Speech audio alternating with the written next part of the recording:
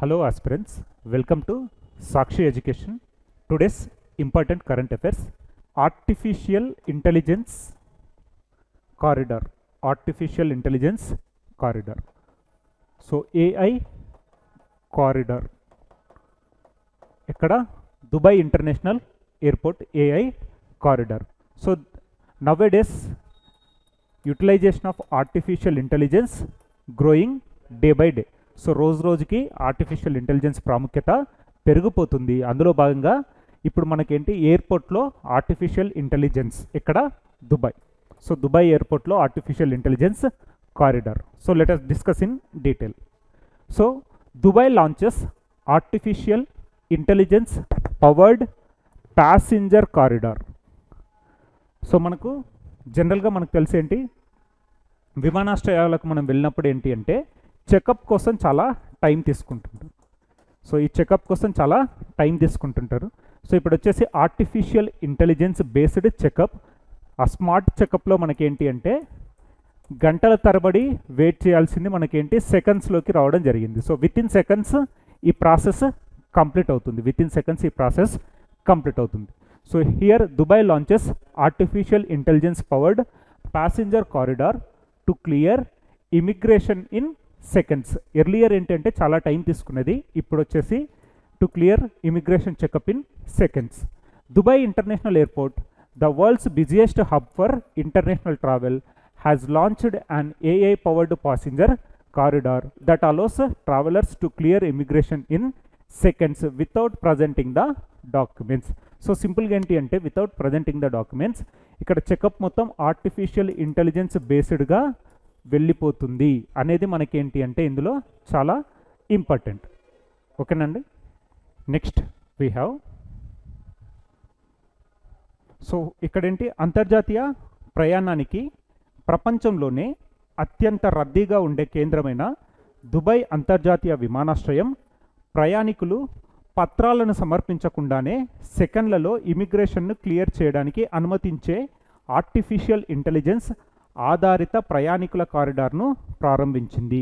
Travel without borders చొరవలో భాగంగా ఈ వ్యవస్థ వేగం, భద్రత మరియు సౌలభ్యాన్ని మిళితం చేస్తూ స్మార్ట్ ట్రావెల్ టెక్నాలజీలో ఒక పెద్ద ముందడుగును సూచిస్తుంది. సో ఇక్కడ ఏంటి అంటే దుబాయ్ ఇంటర్నేషనల్ ఎయిర్పోర్ట్లో ఆర్టిఫిషియల్ ఇంటెలిజెన్స్ ప్యాసింజర్ కారిడార్ని తీసుకొని రావడం జరిగింది. ఇందులో భాగంగా ఏంటి అంటే గంటల తరబడి వెయిట్ చేయాల్సిన అవసరం లేదు చెకప్ కోసం. సో విత్ ఇన్ సెకండ్స్లో ఈ చెకప్ అనేది కంప్లీట్ అవుతుంది. అదేవిధంగా మనకేంటి అంటే ఇక్కడ ఇలాంటి డాక్యుమెంట్స్ని వీళ్ళు సబ్మిట్ చేయాల్సిన అవసరం లేదు. త్రూ టెక్నాలజీ బేసిస్లోనే ఆర్టిఫిషియల్ ఇంటెలిజెన్స్తోనే ఆ స్కానింగ్ అయిపోతుంది. సో వాళ్ళ చెకప్ కూడా కంప్లీట్ అయిపోతుంది. So next we have Kilauea volcano. So తరచుగా మనం డిస్కస్ చేస్తున్న టాపిక్ ఏంటి వాల్కెనోస్. ఏదైనా అగ్నిపర్వతం బద్దలైనప్పుడు మనకేంటి అంటే అది ఎగ్జామినేషన్ పాయింట్ ఆఫ్లో చాలా ఇంపార్టెంట్. సో ఎగ్జాంపుల్ మనకేంటి వాల్కెనోస్ కానీ, ఎర్త్క్వేక్స్ కానీ, సునామీస్ కానీ, క్లౌడ్ బర్స్ట్ కానీ,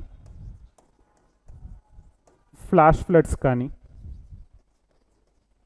సో ఇలాంటి మెల్టింగ్ ఆఫ్ గ్లేషియర్స్ కానీ,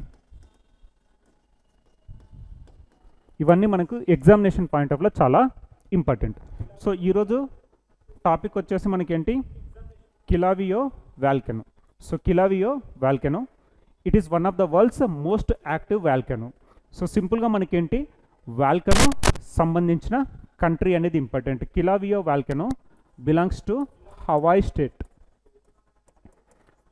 స్టేట్ యుఎస్, యునైటెడ్ స్టేట్స్కి సంబంధించిన హవాయ్ స్టేట్స్కి సంబంధించిన కిలావియో వాల్కెనో బద్దలవుతూ మనకు న్యూస్లో ఉండడం జరిగింది. సో ఇక్కడ ఇది ప్రపంచంలోనే అత్యంత చురుకైన అగ్నిపర్వతాలలో ఒకటి.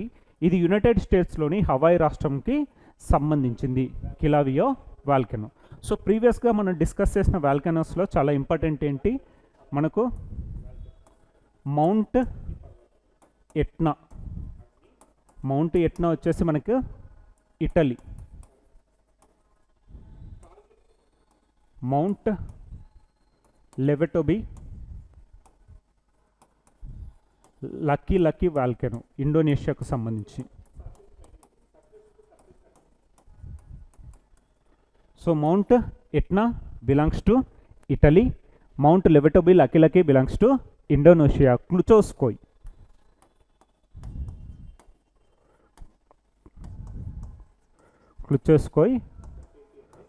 అగ్నిపర్వతం belongs to Russia. Klyuchevskoy volcano belongs to Russia. So mount Etna, mount Lewotobi Laki and Klyuchevskoy అగ్నిపర్వతం. Mount Etna belongs to Italy, mount Lewotobi Laki belongs to Indonesia, Klyuchevskoy అగ్నిపర్వతం బిలాంగ్స్ టు రష్యా. సో ఈ క్లుచోస్కోయ్ అగ్నిపర్వతం ఎక్కడ ఉంటుంది మనకు?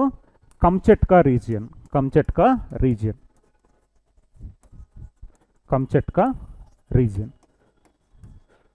So రష్యాకు సంబంధించిన Kamchatka region is prone to the earthquakes and volcanoes. రీసెంట్గా మనం కంచట్కా భూకంపాన్ని కూడా చూసాం. కంచట్కా భూకంపం రష్యాకు సంబంధించింది. ఇక్కడ ఏం జరిగింది అంటే సునామీ హెచ్చరికలు కూడా జారీ చేయడం చూసాం. సో అదేవిధంగా సులవేసి ఐలాండ్స్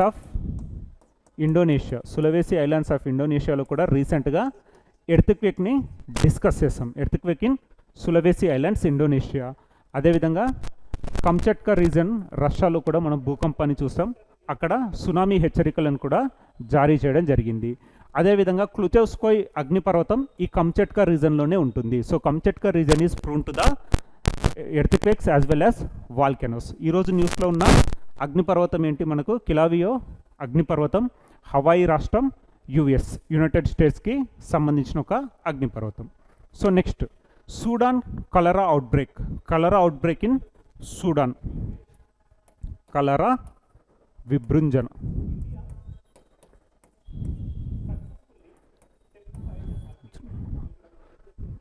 విజృంభణ. సో ఇక్కడ సూడాన్. ఏదైనా డిసీజ్ న్యూస్లో ఉన్నప్పుడు అది వైరలా, బ్యాక్టీరియలా, ఫంగలా, ప్రోటోజోవనా అనే కోణం మనకు చాలా ఇంపార్టెంట్. వైరల్ డిసీజా, బ్యాక్టీరియల్ డిసీజా, ఫంగల్ డిసీజా, ప్రోటోజోవల్ డిసీజా అనేది మనకి ఎగ్జామినేషన్ పాయింట్ ఆఫ్ లో చాలా ఇంపార్టెంట్. సో ఇక్కడ cholera outbreak in Sudan. So cholera outbreak in Sudan, it is a bacterial disease. Cholera is a bacterial disease. So రీసెంట్గా మనం ఇండియాలో ఒడిస్సాలో కూడా కలరా అవుట్బ్రేక్ను చూసాం. కలరా అంటే మనకేంటి? Bacterial disease. సో WHO రీసెంట్గా హెచ్చరికలు జారీ చేసిన డిసీజెస్, వ్యాధులు అనేవి మనకి ఎగ్జామినేషన్ పాయింట్ ఆఫ్ లో చాలా ఇంపార్టెంట్. సో WHO రీసెంట్గా ఏంటి? చికెన్ గున్యా గురించి వార్నింగ్ ఇస్తూ న్యూస్లో ఉంది. Chikungunya. Next dengue fever. ఈ రెండేంటి? Viral diseases. Polio outbreak in Papua New గినియాలో పోలియో అవుట్బ్రేక్, ఇది కూడా మనకు వైరల్ డిసీజ్. అదేవిధంగా ఇండియా ట్రకోమా ఫ్రీ కంట్రీ. కంటికి సంబంధించిన వ్యాధి ట్రకోమా నుంచి భారత్ బయటపడింది. So trachoma free country, it is also a bacterial disease. India తర్వాత ట్రకోమా ఫ్రీ కంట్రీ అయింది ఏంటి మనకు? సెనెగల్. సో సెనెగల్ కంట్రీ వచ్చేసి ఇండియా తర్వాత ట్రకోమా ఫ్రీ కంట్రీ అనే సర్టిఫికేట్ని పొందింది. ఇది కూడా ట్రకోమా అంటే ఏంటి మనకు? Bacterial disease. టీబీ అన్న కూడా బ్యాక్టీరియల్ డిసీజ్. ఏదైనా డిసీజ్ న్యూస్లో ఉన్నప్పుడు వైరలా, బ్యాక్టీరియలా, ఫంగలా, ప్రోటోజోవల్ డిసీజ్ అనే కోణంలో మనం దీన్ని నేర్చుకోవాలి. ఎగ్జామినేషన్ పాయింట్ ఆఫ్ లో చాలా ఇంపార్టెంట్. సో ఇక్కడ cholera outbreak in Sudan. Cholera is a bacterial disease. So next Kerala, India's first fully digitally literate state. So India's first fully digitally literate state వచ్చేసి మనకు కేరళ. సో ఇక్కడ వచ్చేసి డిజిటల్ లిటరసీలో మనకేంటి అంటే Kerala digital literacy. So Kerala recently achieved A land mark in India's digital journey. So Kerala recently achieved A land mark in India's digital journey by becoming the first fully digitally literate state. So what is the meaning of literacy? The people who can read and write is known as literate. అదేవిధంగా digitally literate అంటే ఏంటి అంటే the person who is having minimum knowledge to operate the electronic gadgets, that is smart phones కానీ ఇలాంటివి, దాన్ని మనం digitally literate అంటున్నాం. So ఇక్కడ Kerala is the first state in India to achieve the land mark, that is India's digital state, first India's digital state. So Kerala ఇటీవల భారతదేశ digital ప్రయాణంలో మొదటి పూర్తి డిజిటల్ అక్షరాస్యత రాష్ట్రంగా అవతరించడం ద్వారా ఒక మైలురాయిని సాధించింది. ఈ మైలురాయి డిజి కేరళ ప్రాజెక్ట్ యొక్క మొదటి దశ విజయవంతంగా పూర్తి కావడాన్ని సూచిస్తుంది. సో ఎర్లియర్ డిజి కేరళ అనే ఒక ప్రోగ్రామ్ని గవర్నమెంట్ తీసుకొని రావడం జరిగింది. డిజి కేరళ ప్రోగ్రామ్, డిజి కేరళ ప్రోగ్రామ్ని గవర్నమెంట్ తీసుకొని రావడం జరిగింది. అందులో భాగంగా కేరళ ఇప్పుడు India's first state to achieve 100% digital literacy అని చెప్పేసి ఒక మైలురాయిని సాధించడం జరిగింది. సో కేరళ. సో రీసెంట్గా మనం కేరళకు సంబంధించి డిస్కస్ చేసింది ఏంటి, చిన్నపిల్లలకు సపరేట్ రేడియోతోటి వార్తల్లో నిలిచిన రాష్ట్రం. అదేవిధంగా జేరిపోతు రాట్ స్నేక్ను అఫీషియల్ రెప్టైల్ ఆఫ్ ద స్టేట్గా డిక్లేర్ చేయాలి అని చెప్పేసి వాళ్ళు తీర్మానం చేయడం చూసాం. అదేవిధంగా హక్ ఇంట్రడ్యూస్ చేసిన రాష్ట్రాలలో కేరళ కూడా ఒక రాష్ట్రం. సో కేరళ రాష్ట్రం introduced hack technology initiative. So next, Kerala declared first fully digitally literate state in the country. So ఇక్కడ లిటరసీ రేట్లలో మనకేంటి, మిజోరాం వచ్చేసి ఫస్ట్ ప్లేస్. ఇది లిటరసీ రేట్. ఇంతకుముందుకు కేరళ గురించి డిస్కస్ చేసింది ఏంటి, మనకు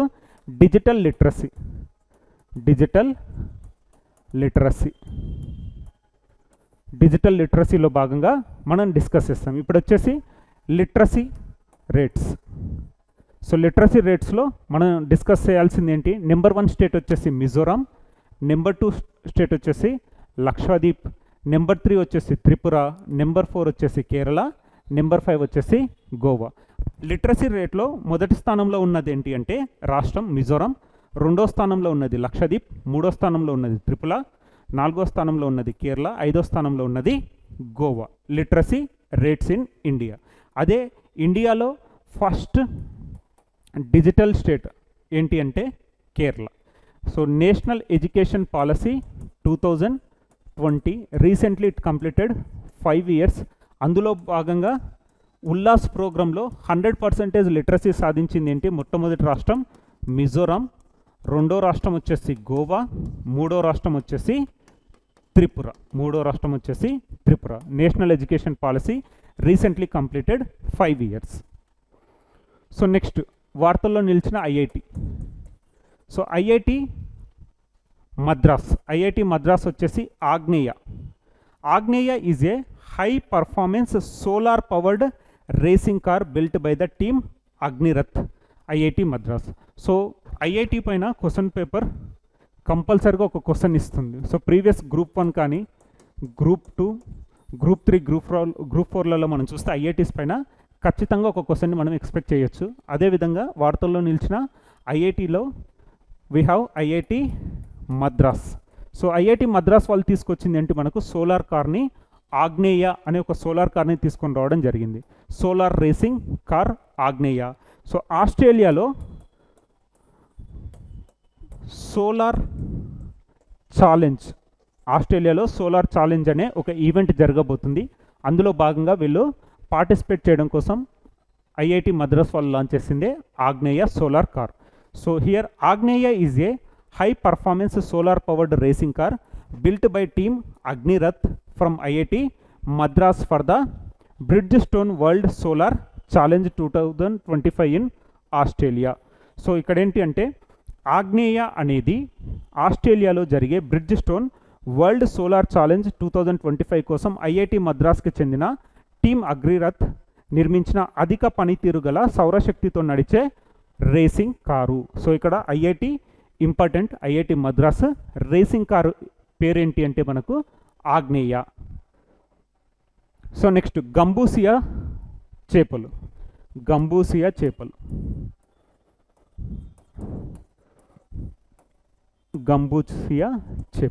ఈ చేపల ప్రాముఖ్యత ఏంటి అంటే, సో ఇది వాటర్లో మనం రిలీజ్ చేసినప్పుడు దోమలకు సంబంధించి దోమల నివారణ కోసం గవర్నమెంట్ తీసుకుంటున్న ఒక ఇనిషియేటివ్. సో తెలంగాణ గవర్నమెంట్ తీసుకుంటున్న ఒక ఇనిషియేటివ్ ఏంటి అంటే releasing of gambusia fish into the water. So ఈ వాటర్లో రిలీజ్ చేసినప్పుడు దోమలకు సంబంధించిన ఈ లార్వా వీటన్నిటిని తిని బ్రతికే ఒక చేపను మనం గంబూసియా చేప అంటున్నాం.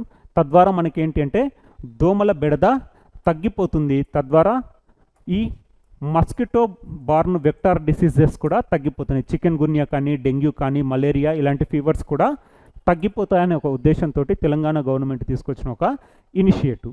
So let us discuss in detail. Gambusia చేపలు తెలంగాణలో మరియు దోమల నియంత్రణ కోసం ఉపయోగించబడుతున్నాయి. దోమల లార్వాలను తగ్గించడానికి మరియు డెంగ్యూ, మలేరియా, చికెన్ గున్యా వాహకాల ద్వారా సంక్రమించే వ్యాధులను నివారించడానికి గ్రేటర్ హైదరాబాద్ మున్సిపల్ కార్పొరేషన్ వంటి స్థానిక సంస్థలు మరియు జిల్లా వైద్య మరియు ఆరోగ్య విభాగాలు చేపలను నీటి వనరులలోకి విడుదల చేస్తున్నాయి. సో సింపుల్గా ఏంటంటే ఆ వాటర్లోకి రిలీజ్ చేసిన తర్వాత ఈ దోమలకు సంబంధించిన లార్వాలను తింటుంది. సో ఈ గంబూసియా చేప ఏంటంటే దోమలకు సంబంధించిన లార్వాను తింటుంది. తద్వారా దోమల సంతతి తగ్గిపోతుంది. సో దాని ద్వారా మలేరియా, చికెన్ గున్యా, డెంగ్యూ తదితర జ్వరాలను తగ్గించవచ్చు అని చెప్పేసి తెలంగాణ గవర్నమెంట్ తీసుకొచ్చిన ఒక initiative. So Gambusia fish are present and utilized in Telangana for mosquito control with local bodies like the greater Hyderabad municipal corporation and the district medical and health department releasing the fish in to the water bodies to reduce the mosquito larva and prevent vector borne diseases like dengue, malaria and chikungunya. So ఇక్కడ ఇంకొకటి ఏంటి అంటే పర్యావరణం పైన ఇదొక ఎఫెక్ట్ను చూపిస్తుంది అని చెప్పేసి కూడా డిస్కషన్స్ నడుస్తున్నాయి. బికాస్ ఈ చేపలు ఓన్లీ దోమల లార్వాను తినడమే కాకుండా ఈ చైన్ని డిస్టర్బ్ చేస్తాయి అని చెప్పేసి, ఇక్కడ ఉన్న ఈక్విలిబ్రియం డిస్టర్బ్ అవుతుంది అని చెప్పేసి కూడా దీనిపైన కొన్ని వాదనలు ఉన్నాయి. సో ఇక్కడ జలచరాలను ప్రతికూలంగా ప్రభావితం చేసే సామర్థ్యాన్ని కలిగి ఉన్న ఒక ప్రసిద్ధ ఆక్రమణ జాతి. ఇది పర్యావరణ ప్రభావం గురించి ఆందోళనను వ్యక్తమవుతున్నాయి. సో ఇక్కడ ఏంటి అంటే పర్యావరణం పైన కూడా వీటి ప్రభావం ఉంటుంది అని చెప్పేసి డిస్కషన్స్ జరుగుతున్నాయి. సో ఇక్కడ గంబూసియా చేపలు.